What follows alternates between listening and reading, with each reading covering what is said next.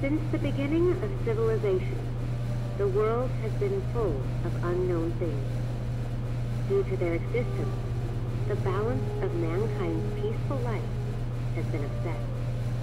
However, no matter how advanced our technology, no matter how great our scientific breakthroughs, there will always be anomalies that cannot be explained. We don't know where they come from, or what their purpose is. These questions plague mankind and affect our daily lives. It's because of this that we founded the SCP Foundation, an organization dedicated to containing anomalous items, individuals, and phenomena. The SCP Foundation is committed to maintaining the normalcy of the world so that people may live free of fear. While ordinary people live in the sunlight, we must fight anomalies in the shadows. We must prevent them from being exposed to the public, so that people may live in a rational and ordinary world. We secure, we contain, we protect.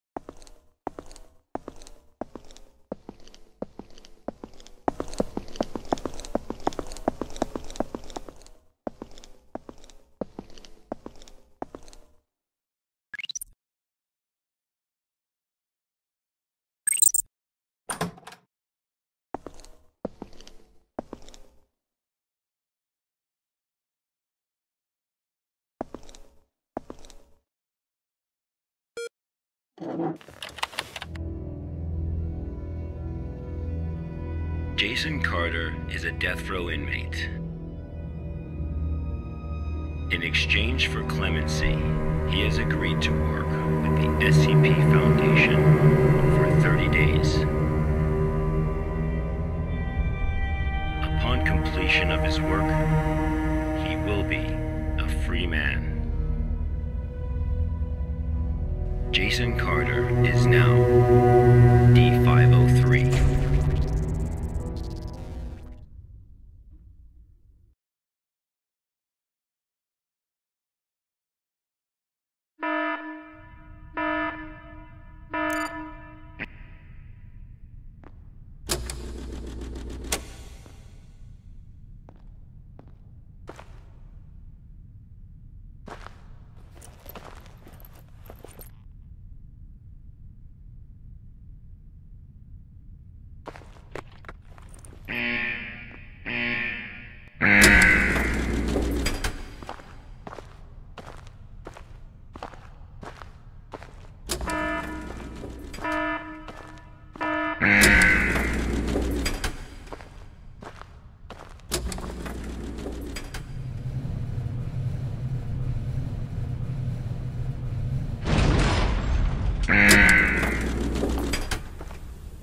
D503 was given no clear instruction of the task to be completed. He must find them out for himself.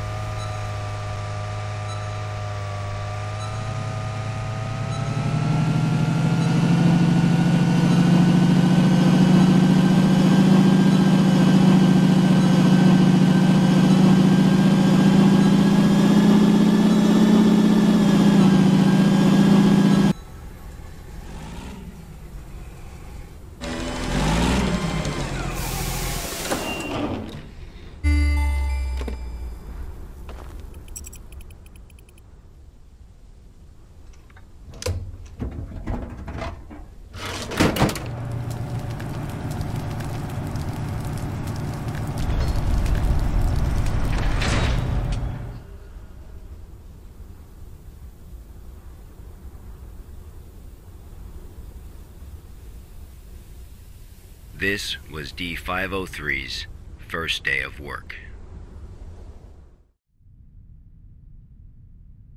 SCP protocol mandates that D503 now undergo a psychological evaluation.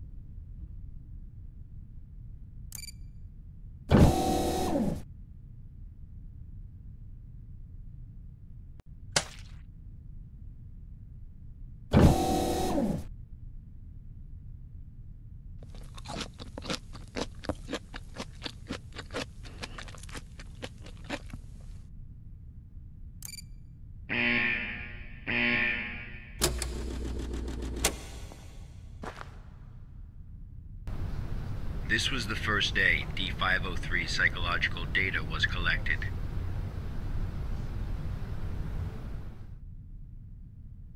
You're probably wondering, how can this job earn freedom for a death row inmate?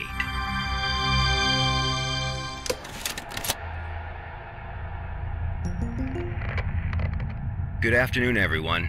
I'm Dr. Raymond Hamm from Site 83. Welcome to today's training conference.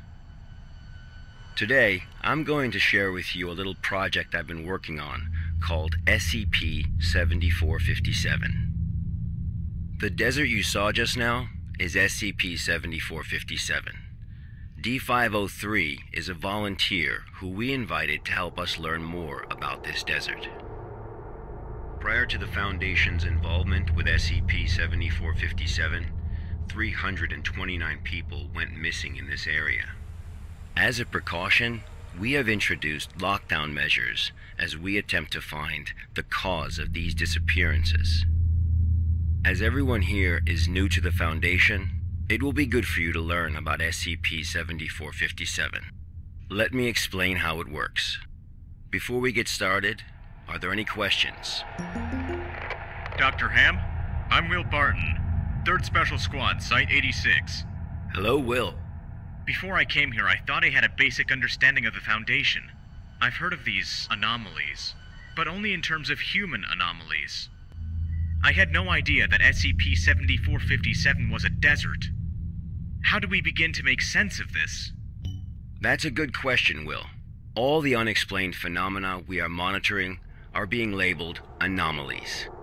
Human anomalies, regional anomalies, artifact anomalies, and various other phenomena beyond our control. The work of the Foundation is to isolate these anomalies and prevent the public from, shall we say, experiencing them? Okay, next question. Hello, Dr. Hamm. I'm Mark Harris, a research intern from Site 27. In the video, we saw D503 picking up garbage in the desert. Why did it do that? And what does this have to do with anomalies? Okay, Mark. What I can tell you now is that everything you see is part of SCP-7457. SCP anomalies can be a little difficult to understand at first. Just know that it, or they, have their own rules. Perhaps you'll understand what I mean once we finish watching the video. Okay, let's move on.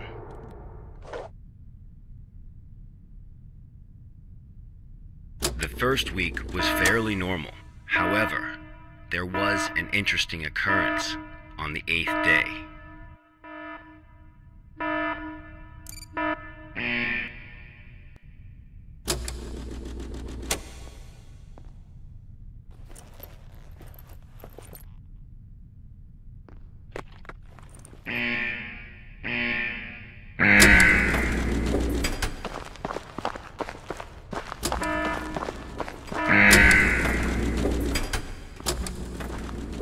Let's have a look at what happened.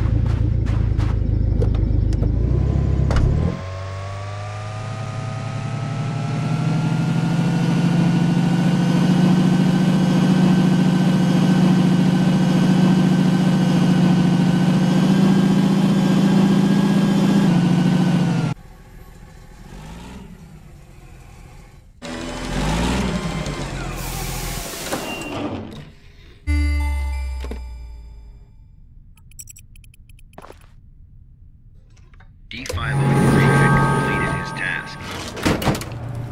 However, he did not realize that he had already encountered his first anomaly.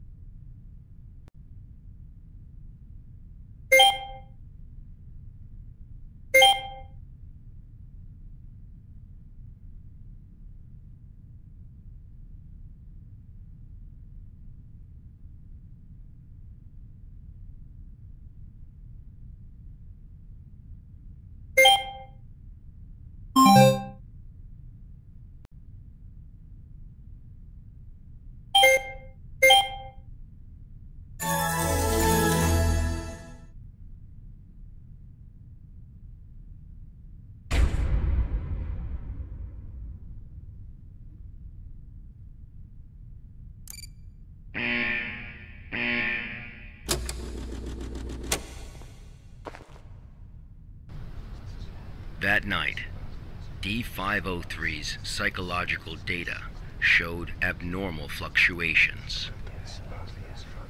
Analysis tells us that D503 is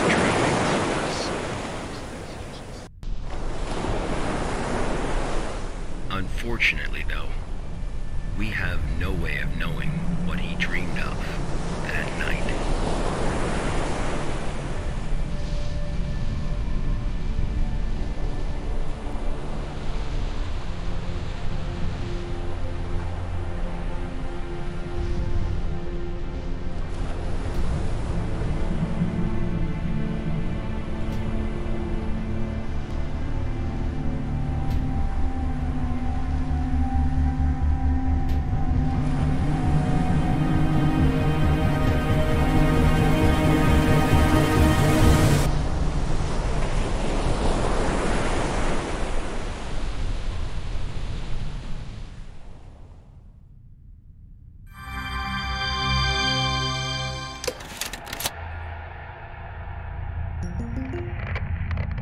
The 8th day marked a significant turning point, the start of SCP-7457's impact on D503. Are there any questions before we go on? Hello, Dr. Hamm. I'm Spencer Jones from the Special Operations Department of Site-21. Hello, Spencer.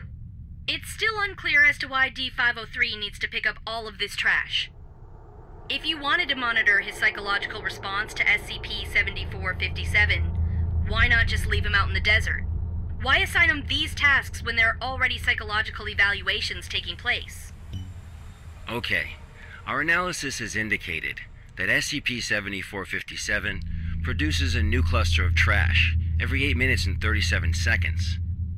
If waste collection is not done regularly, all that trash may soon flow into our world. It is worth noting, though, that the quantity of waste created here pales in comparison to the amount produced by humans. However, it still has the potential to become a significant problem in the future. By assigning these tasks to D503, we can monitor his reactions while also containing the trash. There is another reason, but we will get to that one later. Is it not the case that the Foundation is exaggerating the importance of a minor issue before the issue is fully understood?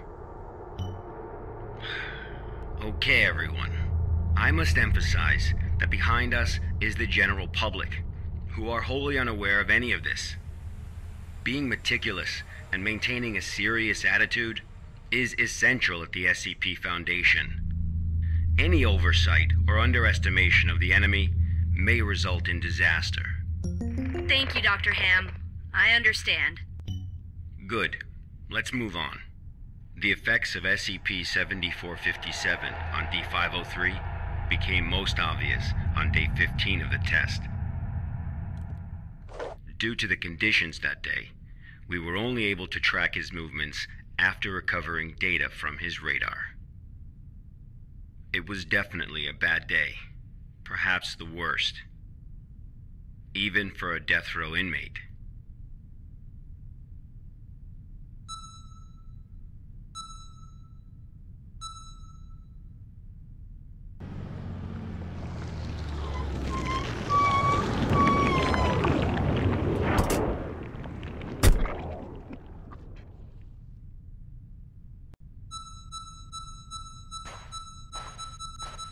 D503 found a radar that perfectly resembled his own.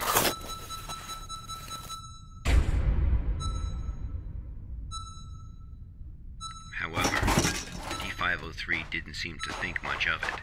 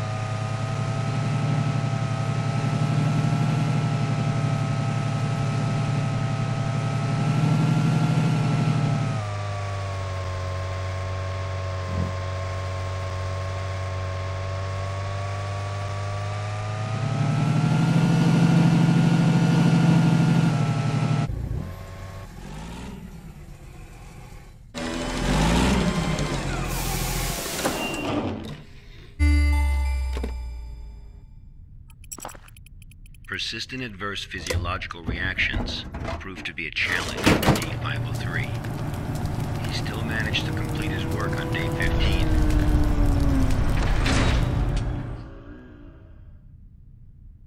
But then he encountered an incident.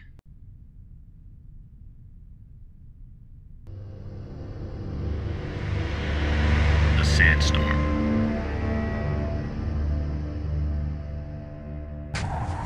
D503 walked in the sandstorm for a long time, but he couldn't seem to find his way back.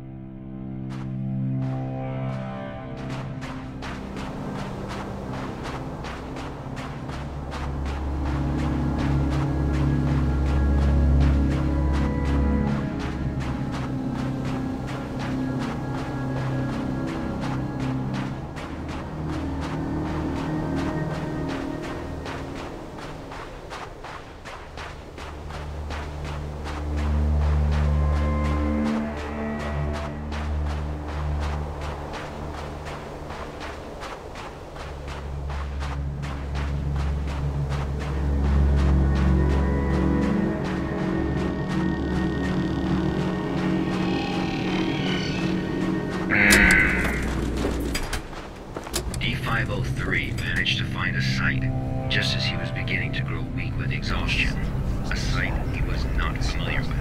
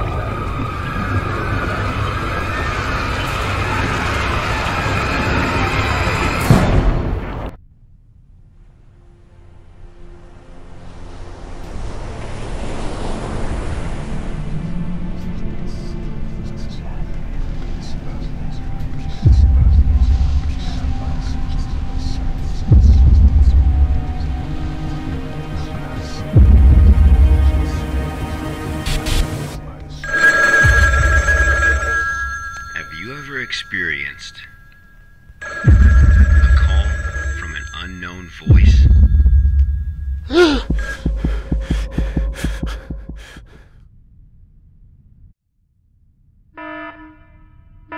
Approximately 13 hours later, a visibly trembling D503 returned to Site 8. We immediately performed a psychological evaluation.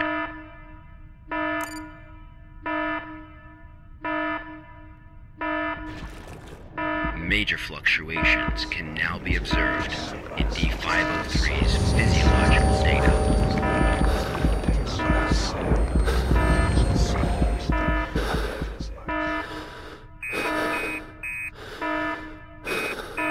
The results of the psychological evaluation were so troubling, we had to abort the mission.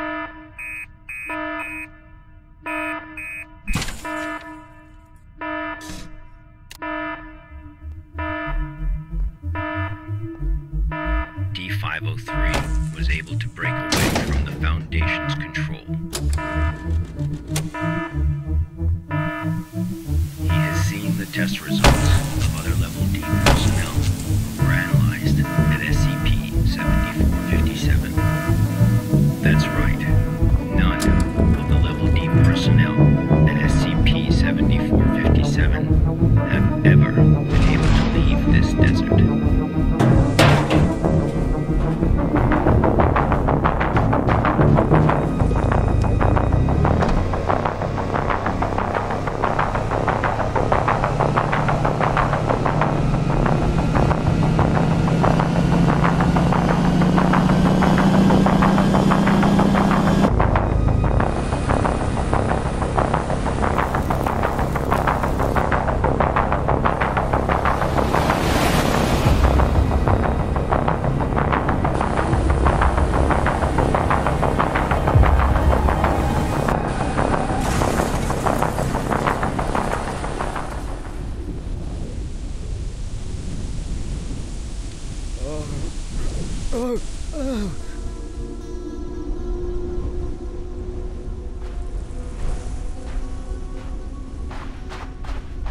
D503 heard the call.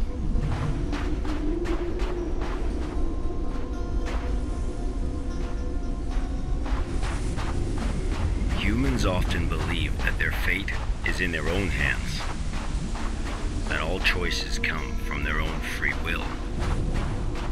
They don't realize that we humans form only a small part of this world. Out there, in the unknown world, we are as insignificant as a grain of sand in this vast desert.